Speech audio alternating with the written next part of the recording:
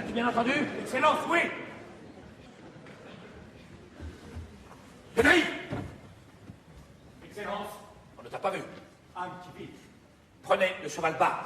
Il est à la grille du potager tout scellé. Tiens, d'un trait jusqu'à Céline. Il n'y a que 3 lieues, elles sont bonnes. En descendant, sachez si le page est arrivé. Dans l'hôtel. Oui, surtout depuis quel temps? J'entends. Remets-lui son brevet et reviens vite. Et s'il n'y était pas? Revenez plus vite et m'en rendez compte. Allez. J'ai fait une gaucherie en éloignant Basile. La colère n'est bonne à rien. Ce billet remis par lui qui m'avertit d'une entreprise sur la comtesse. La camariste, enfermée quand j'arrive. La maîtresse, affectée d'une terreur fausse ou vraie. Un homme qui saute par la fenêtre et l'autre après qui avoue ou qui prétend que c'est lui. Le fil m'échappe. Il y a là-dedans une obscurité. Des libertés chez mes vassaux, qu'importe, agent de cette étoffe. Mais la comtesse, si quelque insolent attentait, où m'égarais-je? En vérité, quand la tête se monte, l'imagination la mieux réglée devient folle comme un rêve. Elle s'amusait. Ces rires étouffés, cette joie mal éteinte, elle se respecte. Et mon honneur, où diable on l'a placé? De l'autre part, où suis-je? Cette friponne de Suzanne a-t-elle trahi mon secret, comme il n'est pas encore le sien? Qui donc m'enchaîne à cette fantaisie? J'ai voulu 20 fois y renoncer. Étrange effet de l'irrésolution. Si je la voulais sans débat, je la désirerais 1000 fois moins. Ce Figaro se fait bien attendre. Il faut le sonder adroitement et tâcher, dans la conversation que je vais avoir avec lui, de démêler d'une manière détournée s'il est instruit ou non de mon amour pour Suzanne. Nous y voilà. S'il en sait pareil, un seul mot, Je m'en suis douté. je lui fais épouser la vieille. Oh, les amours de Monsieur Basile. Et voyons ce que nous ferons de la jeune. Ah, ma femme, s'il vous plaît. Hein? Quoi, qu'est-ce que c'est? Moi, qui me rend à vos ordres. Et pourquoi ces mots? Je n'ai rien dit. Ma femme, s'il vous plaît. C'est la fin d'une réponse que je faisais. Allez le dire à ma femme, s'il vous plaît. Sa femme. Je voudrais bien savoir quelle affaire peut arrêter monsieur quand je le fais appeler. Je m'étais sali sur ses couches en tombant, je me changeais. Faut-il 1 heure? Il faut le temps. Les domestiques ici sont plus longs à s'habiller que les maîtres. C'est qu'ils n'ont point de valet pour les y aider. Je n'ai pas trop compris ce qui vous avait forcé tantôt de courir un danger inutile en vous jetant... Un danger? On dirait que je me suis engouffré tout vivant. Essayez de me donner le change en feignant de le prendre. Ainsi Dieu valait. Vous entendez fort bien que ce n'est pas le danger qui m'inquiète, mais le motif. Sur un faux avis, vous arrivez furieux, renversant tout comme le torrent de la Morena. Vous cherchez un homme, il vous le faut, ou vous allez briser les portes, enfoncer les cloisons. Je me trouve là, par hasard. Qui sait dans votre emportement si... Vous pouviez fuir par l'escalier. Et vous me prendre au corridor. Au corridor? Je m'emporte et nuis à ce que je veux savoir. Voyons-le venir et jouons serré. Ce n'est pas ce que je voulais dire, laissons cela. Oui, j'avais quelque envie de t'emmener à Londres, courrier de dépêche. Mais toute réflexion faite... Monseigneur a changé d'avis? Premièrement, tu ne sais pas l'anglais. Je sais goddamn. Je n'entends pas. Je dis que je sais goddamn. Eh bien, Diable, c'est une belle langue que l'anglais, il en faut peu pour aller loin. Avec goddamn, en Angleterre, on ne manque de rien nulle part. Voulez-vous tâter d'un bon poulet gras? Entrez dans une taverne et faites seulement ce geste au garçon. Goddamn! On vous apporte un pied de bœuf salé sans pain. C'est admirable. Aimez-vous avoir un coup d'excellent Bourgogne ou de Clairé? Rien que celui-ci. Goddamn! On vous sert un pot de bière en bel état, la mousse au bord. Quelle satisfaction, on dit. Rencontrez-vous une de ces jolies personnes qui vont trottant menu, les yeux baissés, coudes en arrière, et tortillant un peu des hanches, mettez mignardement tous les doigts unis sur la bouche. Ah! Elle vous sangle un soufflet de crocheteur. preuve qu'elle entend.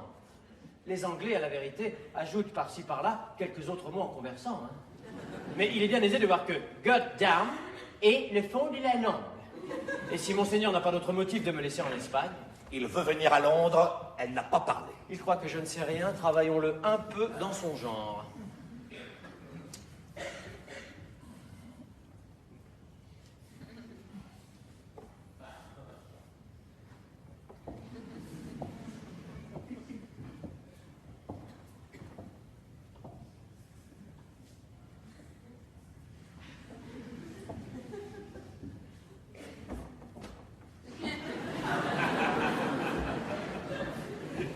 Quel motif avait la comtesse pour me jouer un pareil tour?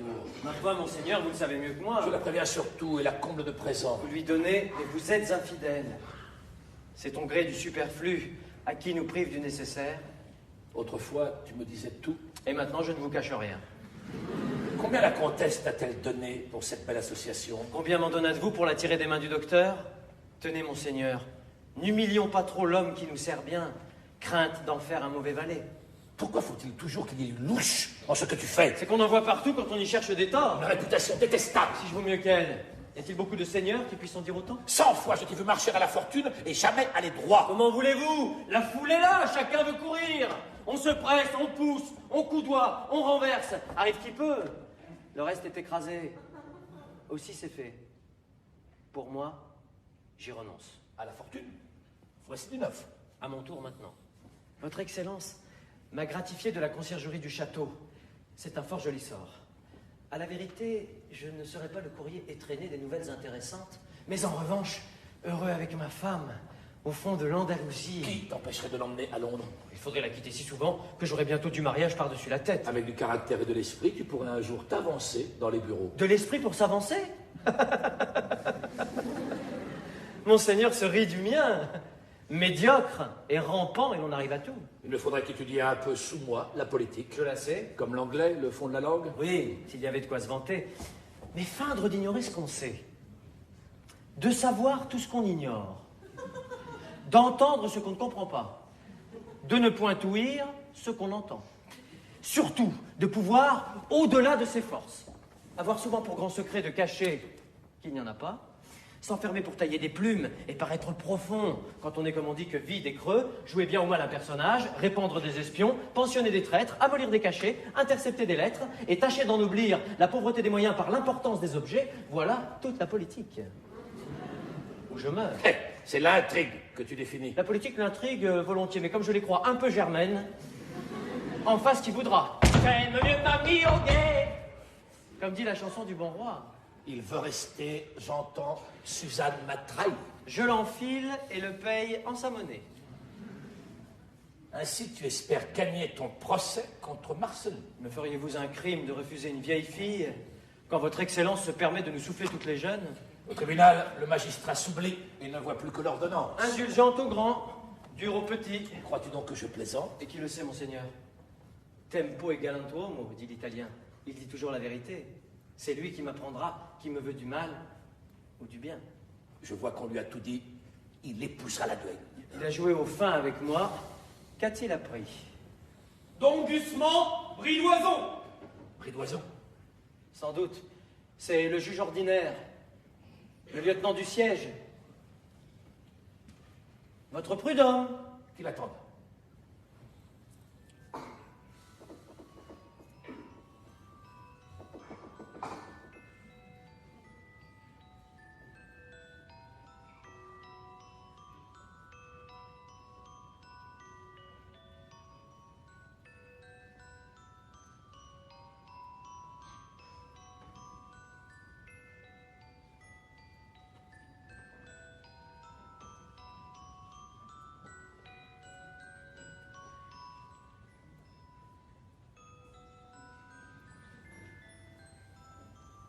Est-ce là ce que Monseigneur voulait?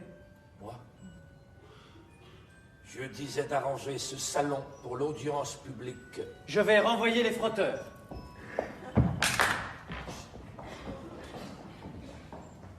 Le maraud m'embarrassait.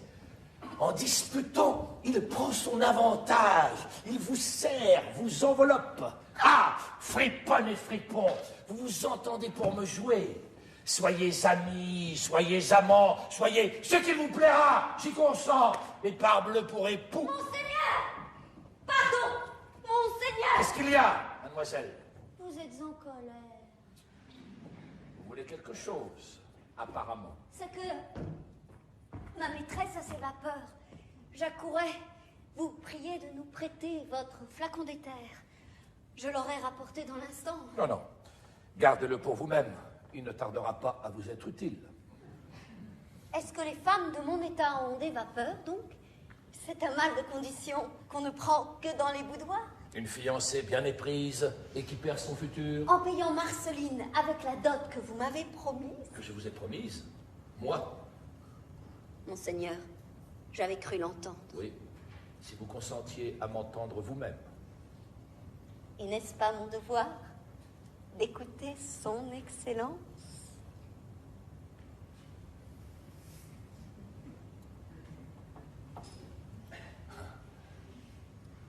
Pourquoi donc, cruelle fille, ne me l'avoir pas dit plus tôt? Est-il jamais trop tard pour dire la vérité? Tu te rendrais sur la Brune, au jardin? Est-ce que je ne m'y promène pas tous les soirs? Tu m'as traité ce matin si durement. Ce matin, et le page derrière le fauteuil? Elle a raison, je l'oubliais. Mais pourquoi ce refus obstiné quand Basile, de ma part? Mais quelle nécessité qu'un Basile! Elle a toujours raison. Cependant, il y a un certain Figaro, à qui je crains bien que vous n'ayez tout dit. Dame, oui, je lui dis tout. Or, ce qu'il faut lui taire... Ha! Charmante. Et tu me le promets. Si tu manquais à ta parole, entendons-nous mon cœur. Point de rendez-vous, point de dot, point de mariage. Mais aussi, point de mariage, point de droit du Seigneur. Monseigneur. Où prend-elle ce qu'elle dit? Tonnerre, j'en raffolerai. Mais ta maîtresse attend le flacon.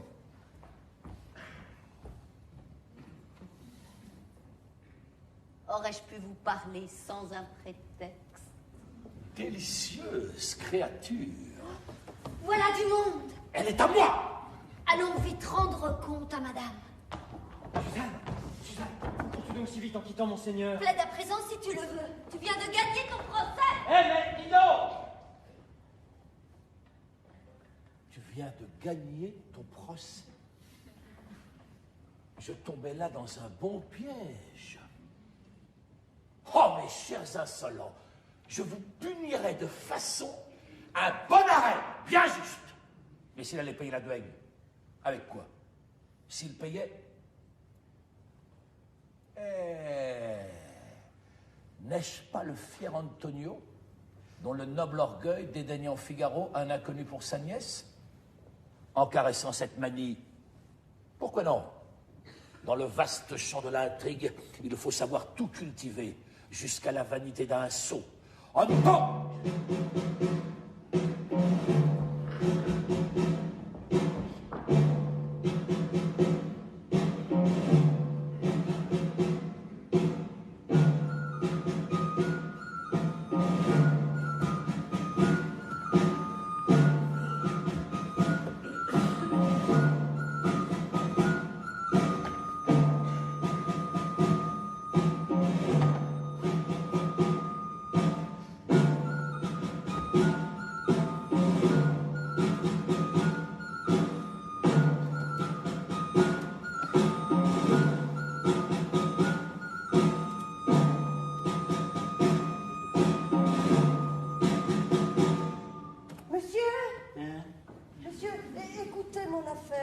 Eh bien, mais parlons-en verbalement. C'est une promesse de mariage. Accompagné d'un prêt d'argent. J'entends, etc. le reste. Non, monsieur, point d'etc. J'entends, vous avez la somme? Non, monsieur, c'est moi qui l'ai prêté. Ah, j'entends bien, oui, vous redemandez l'argent. Non, monsieur, je demande qu'il m'épouse. Mais j'entends fort bien. Et lui, veut-il vous épouser? Non, monsieur, voilà tout le procès. Croyez-vous que je ne l'entende pas, le procès? Non, monsieur. Mais où sommes-nous? Quoi? C'est vous qui nous jugerez? Et est-ce que j'ai acheté ma charge pour autre chose? C'est un grand abus que de les vendre. Oui, l'on ferait mieux de nous les donner pour rien.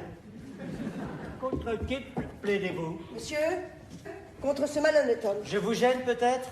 Monseigneur revient dans l'instant, monsieur le conseiller. Et j'ai vu ce garçon-là quelque part. Chez madame votre femme, à Séville, pour la servir, monsieur le conseiller. Dans quel temps? Un peu moins d'un an avant la naissance de monsieur votre fils, le cadet, qui est un bien joli enfant, je m'en vante. Ah oui, c'est le plus joli de tous. On dit que tu fais ici des tiennes. Monsieur est bien bon, ce n'est qu'une misère. Une promesse de mariage, le pauvre Benet. Monsieur, A-t-il vu mon secrétaire, ce bon garçon? n'est-ce pas double main, le greffier? Oui, c'est qu'il mange à de rares râteliers. Monseigneur, messieurs. En robe, ici, seigneur Brédoison, ce n'est qu'une affaire domestique. La Villeville était trop bon. C'est vous qui l'êtes, monsieur le comte, mais je ne vais jamais sans elle, parce que, voyez-vous, la forme, n'est-ce pas? La forme, telle rit d'un juge en habit court qui tremble au seul aspect d'un procureur en robe. La forme, la forme. Faites entrer l'audience. L'audience. Double main a appelé la cause. Barbe, Bagarre, Rabe, Madeleine, Nicole, Marceline de Vertalure, fille majeure. Contre Figaro. Nom de baptême en blanc? Anonyme, Anonyme. Quel patron est-ce là? c'est le mien. Contre Anonyme Figaro. Qualité. Gentilhomme, Vous êtes gentilhomme. si le ciel l'eût voulu, je serais fils d'un prince. Allez, Silence, messieurs. Pour cause d'opposition faite au mariage d'Oudi Figaro par la dite de Vertalure, le docteur Barthelot, plaidant pour la demanderesse, et le dit Figaro pour lui-même. Si la Cour le permet, contre le vœu de l'usage et la jurisprudence du siège. L'usage, maître Doublemain, est souvent un abus. Le client un peu instruit, c'est toujours mieux sa cause que certains avocats qui, suant à froid, criant à tue-tête et connaissant tout, hors le fait, s'embarrassent aussi peu de ruiner le plaideur que d'ennuyer l'auditoire et d'endormir messieurs, plus boursouflés, après que s'ils eussent composé l'oratio pro murena. Moi, je dirais le fait en peu de mots. En voilà beaucoup d'inutiles car vous n'êtes pas demandeur et n'avez que la défense. Avancez, docteur, et lisez la promesse. Oui, promesse! Elle est précise. Il faut la voir. Silence! Silence. Je, sous-signé, reconnais avoir reçu de damoiselle, etc., Marceline de Vertalure, dans le château d'Aguas Frescas, la somme de 2000 piastres fortes coordonnées, laquelle somme je lui rendrai à sa réquisition dans ce château, et je l'épouserai par forme de reconnaissance, etc., signé Figaro, tout court. Mes conclusions sont au paiement du billet et à l'exécution de la promesse, avec des pans. Messieurs, jamais cause plus intéressante ne fut soumise au jugement de la Cour. Et depuis Alexandre le Grand, qui promit mariage à la belle Thalestris... avant d'aller plus loin, avocat, convient-on de la validité du titre? Qu'opposez-vous à cette lecture? Qu'il y a, messieurs, malice, erreur ou distraction dans la manière dont on a lu la pièce, car il n'est pas dit dans l'écrit laquelle somme je lui rendrai et je l'épouserai, mais laquelle somme je lui rendrai ou je l'épouserai. Ce qui est bien différent. Y a-t-il et dans l'acte ou bien où? Il y a... Il y a où? Double main, lisez vous-même. Et c'est le plus sûr, car souvent les parties déguisent en lisant.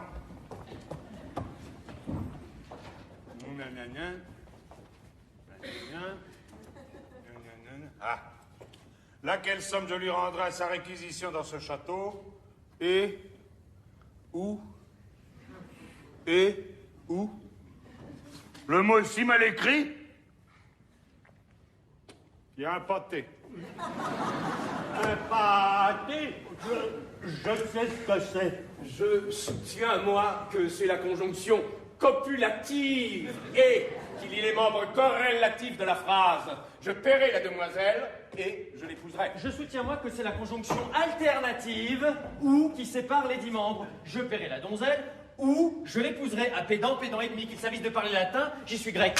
Je l'extermine. Comment juger pareille question? Pour la trancher, messieurs, et ne plus chicaner sur un mot, nous passons qu'il y ait où. J'en demande acte. Et nous y adhérons. Un si mauvais refuge ne sauvera pas le coupable. Examinons le titre en ce sens. Laquelle somme je lui rendrai dans ce château où je l'épouserai, c'est-à-dire dans lequel.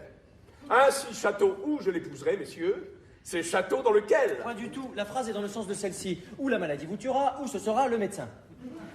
Ou bien le médecin. C'est incontestable. Maître Barthelot croit-il donc que j'ai oublié ma syntaxe? Ainsi, je la paierai dans ce château, virgule, ou je l'épouserai. Sans virgule. Elle y est, c'est virgule, messieurs. Ou bien je l'épouserai. Sans virgule, messieurs. Elle y était, messieurs. D'ailleurs, l'homme qui épouse est-il tenu de rembourser? Oui, nous nous marions séparés de biens. Et nous de corps, hein. Silence! Silence! Faut-il temps à balbulsifier? On a corrompu le grand juge. Il corrompt l'autre et je perds mon procès. J'en ai peur. Courage, Marceline. C'est trop fort. Je vous dénonce. Et pour l'honneur du tribunal, je demande... Greffier, je ne prononcerai point sur mon injure personnelle. Que peut requérir la demanderesse? Mariage, à défaut de paiement. Les deux ensemble impliqueraient contradiction. Que nous répond le défendeur? Qu'il veut garder sa personne. À lui, permis.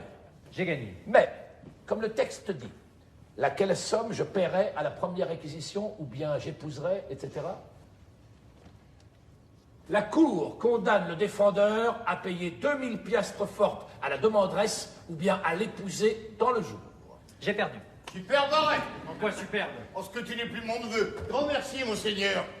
Passez, messieurs. Je m'en vais tout compter à ma nièce. Je respire. Et moi, j'étouffe. Pour moi, je suis vengé, cela soulage. Et ce Basile, qui devait s'opposer au mariage de Marceline, vous voyez comme il revient. Monseigneur, vous nous quittez? Tout est jugé. C'est ce gros enflé de conseiller. Moi, gros enflé. Sans doute. Et je ne l'épouserai pas. Je suis gentilhomme une fois. Vous l'épouserez. Sans l'aveu de mes nobles parents? Nommez-les. Montrez-les. On me donne un peu de temps. Il y a 15 ans que je les cherche. Je suis bien près de les revoir. Le fa, c'est quelque enfant trouvé. Enfant perdu, docteur. Ou plutôt enfant volé. Volé, perdu. La preuve, il crierait qu'on lui fait injure. Monseigneur, quand les langes à dentelle, tapis brodés et joyaux d'or, trouvés sur moi par les brigands, n'indiqueraient pas ma haute naissance, la précaution qu'on avait prise de me faire des marques distinctives témoignerait assez combien j'étais un fils précieux. Et cet hiéroglyphe à mon bras. Mais la spatule à ton bras droit. Vous savez-vous que je dois l'avoir? Dieu, c'est lui. Oui, c'est moi. Et qui, lui? C'est Emmanuel. Tu fus enlevé par des bohémiens? Tout près d'un château. Bon docteur, si vous me rendez à ma noble famille, mettez un prix à ce service. Des monceaux d'or n'arrêteront pas mes illustres parents. Voilà ta mère. Nourrice? Ta propre mère. Sa mère? Expliquez-vous!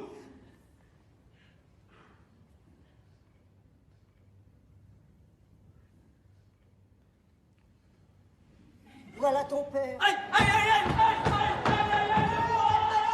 Est-ce que la nature ne te l'a pas dit 1000 fois? Jamais. Sa mère? C'est clair, il ne l'épousera pas. Ni moi non plus. Mais vous, mais votre fils. Oh, vous m'aviez juré. J'étais fou. Si pareil souvenir engageait, on serait tenu d'épouser tout le monde. Et si l'on y regardait de si près, personne n'épouserait personne. Des fautes si connues, une jeunesse déplorable. Oui, déplorable et plus qu'on ne croit.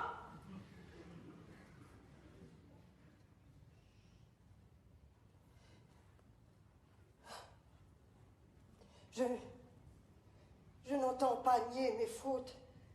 Ce jour les a trop bien prouvées. Mais qu'il est dur de les expier après 30 ans d'une vie modeste. J'étais né, moi, pour être sage, et je la suis devenue sitôt qu'on m'a permis d'user de ma raison. Mais dans l'âge des illusions, de l'inexpérience et des besoins où les séducteurs nous assiègent pendant que la misère nous poignarde, que peut opposer une enfant à tant d'ennemis rassemblés? Elle nous juge ici sévèrement, qui peut-être en sa vie a perdu 10 infortunés. Les plus coupables sont les moins généreux, c'est la règle. Homme plus qu'ingrat, qui flétrissez par le mépris les joies de vos passions, vos victimes, c'est vous qu'il faut punir des erreurs de notre jeunesse, vous et vos magistrats, si vains du droit de nous juger, et qui nous laissent enlever par leur coupable négligence tout honnête moyen de subsister. Est-il un sale état pour les malheureuses filles? Dans les rangs même les plus élevés, les femmes n'obtiennent de vous qu'une considération dérisoire, leurrées de respect apparent, dans une servitude réelle, traitées en mineurs pour nos biens, punies en majeurs pour nos fautes. Sous tous les aspects, votre conduite avec nous fait horreur ou pitié. Elle a raison. Que trop raison. Elle a, mon Dieu, raison. Mais que nous font, mon fils? Les refus d'un homme injuste. Ne regarde pas d'où tu viens, vois où tu vas. Cela seul importe à chacun. Dans quelques mois, ta fiancée ne dépendra plus que d'elle-même. Elle t'acceptera. J'en réponds. Vis entre une épouse, une mère tendre, qui te chériront à qui mieux. Sois indulgent pour elle. Heureux pour toi, mon fils. Gai, libre et bon pour tout le monde. Il ne manquera rien à ta main. Tu parles d'or, maman, et je me tiens à ton avis. Sot événement qui me dérange. Et la noblesse et le château vous imposez à la justice. Elle allait me faire une belle sottise, la justice. Après que j'ai manqué pour ces maudits cent écus d'assommer 20 fois monsieur, qui se trouve aujourd'hui mon père. Mais puisque le ciel a sauvé ma vertu de ces dangers, mon père, agrée mes excuses. Et vous, ma mère, embrassez-moi. Le plus maternellement que vous pourrez. Monseigneur, arrêtez! Qu'on ne les marie pas. Je viens payer madame avec la dot que ma maîtresse me donne. Au diable la maîtresse. Il semble que tout conspire. Ah oui, payé, tiens. J'en vois assez, sortons. Non, s'il vous plaît. Que vois-tu donc? Ma bêtise est à lâcheté. Pas plus de l'une que de l'autre. C'est que tu l'épouses à gré puisque tu la caresses. Je la caresse. Mais je ne l'épouse pas. Vous êtes bien insolent d'oser me retenir. C'est ça de l'amour. Avant de nous quitter, je t'en supplie, envisage bien cette chère femme-là. Je la regarde. Et tu la trouves? Affreuse! Et vive la jalousie, elle ne vous marchande pas. Embrasse ta mère, ma jolie Suzannette. Le méchant qui te tourmente est mon fils. Vous? Sa mère? C'est donc de tout à l'heure. Que je le sais. Mon cœur, entraîné vers lui, ne se trompait que de motifs. C'était le sang qui me parlait. Et moi le bon sens, ma mère, qui me servait d'instinct quand je vous refusais. Car j'étais loin de vous haïr. Témoin l'argent. Oh, il est à toi. Reprends ton billet, c'est ta dot. Prends encore celle-ci. Grand merci. Je veux rire et pleurer en même temps. On ne sent pas deux fois ce que j'éprouve. Oh, mon ami. Mon cher ami. Et moi, je suis donc bête aussi. Chagrin, c'est maintenant que je puis te défier. Atteins-moi si tu l'oses, entre ces deux femmes chéries. En tant que cajolerie, s'il vous plaît. En fait, mariage dans les familles, celui des parents va devant, savez.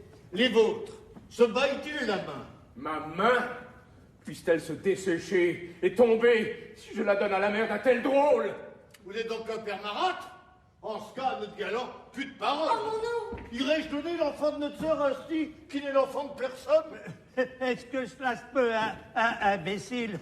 On est toujours l'enfant de quelqu'un. Tarare, il ne l'aura jamais. et cherche à présent qui t'adopte. Oh, arrêtez, docteur, ne sortez pas. Non, tous les sots d'Andalousie sont, je crois, déchaînés contre mon pauvre mariage. Mon petit papa, c'est votre fils. Des talents, de l'esprit, de la figure. Et qui ne vous a pas coûté une obole. Et les santé qu'il m'a pris. Nous aurons tant de soin de vous, papa. Nous vous aimerons tant, petit papa. Papa, bon papa, petit papa, voilà que je suis plus bête encore que monsieur. Je me laisse aller comme un enfant. Non, je n'ai pas dit oui. C'est donc devenu mon seigneur. Courons le joindre. Arrachons-lui son dernier mot. S'il machinait quelque autre intrigue, il faudrait tout recommencer. Courons!